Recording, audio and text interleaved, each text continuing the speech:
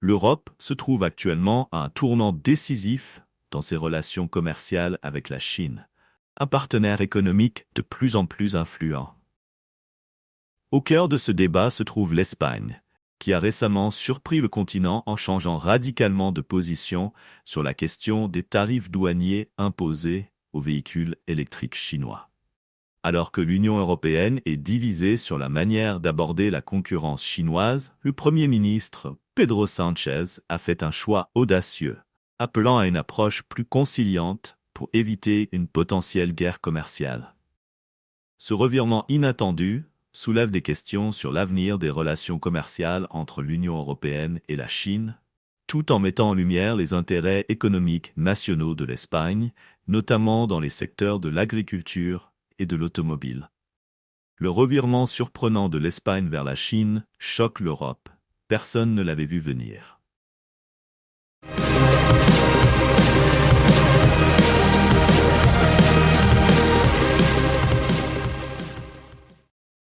Dans un tournant dramatique, l'Espagne a changé de manière inattendue sa position sur le plan de l'Union européenne, visant à imposer des tarifs sur les véhicules électriques, VE chinois. Ce geste a provoqué des remous à travers l'Europe, révélant des divisions profondes au sein de l'UE concernant les relations commerciales avec la Chine.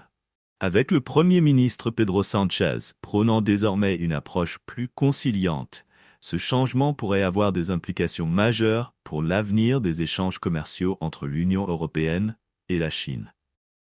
Pour comprendre la portée de ce changement, revenons un peu en arrière. Au départ, l'Espagne soutenait l'idée d'imposer des tarifs sur les importations de VE chinois. En juillet 2023, lors d'une consultation non contraignante, le pays avait voté en faveur de ces tarifs. L'Union européenne envisageait des droits de douane allant jusqu'à 38%, principalement pour protéger les constructeurs automobiles européens contre ce qu'ils considéraient comme une concurrence déloyale. Le cœur du problème ? Les subventions massives de la Chine à sa production de VE, permettant aux entreprises chinoises de vendre des voitures à des prix incroyablement bas. La Commission européenne a découvert que ces subventions étaient omniprésentes, rendant presque impossible pour les fabricants européens de concurrencer à armes égales. Ce n'était pas qu'une question d'emploi. C'était une lutte pour la survie de l'industrie automobile européenne dans un marché mondial férocement compétitif.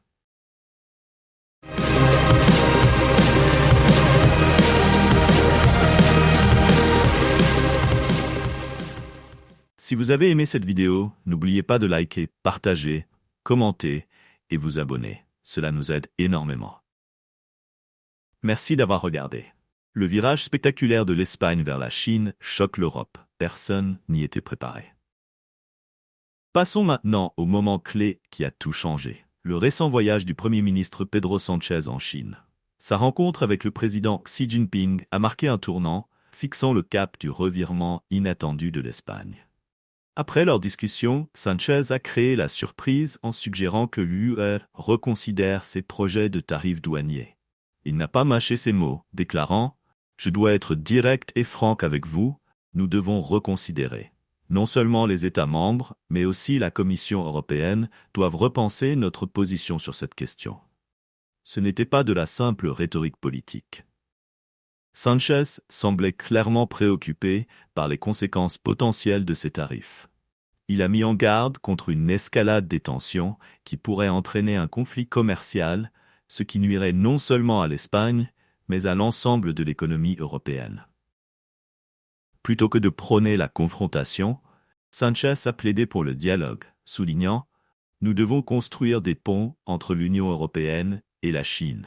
Son appel à la coopération met en avant son désir de favoriser une relation plus constructive, plutôt que de sombrer dans une guerre commerciale. Mais pourquoi Sánchez se concentre-t-il autant sur cette question ? La réponse réside dans l'économie espagnole. L'Espagne dépend fortement des exportations, notamment dans les secteurs de l'agriculture et de la construction automobile, des industries qui pourraient être gravement touchées si les tensions avec la Chine s'intensifient.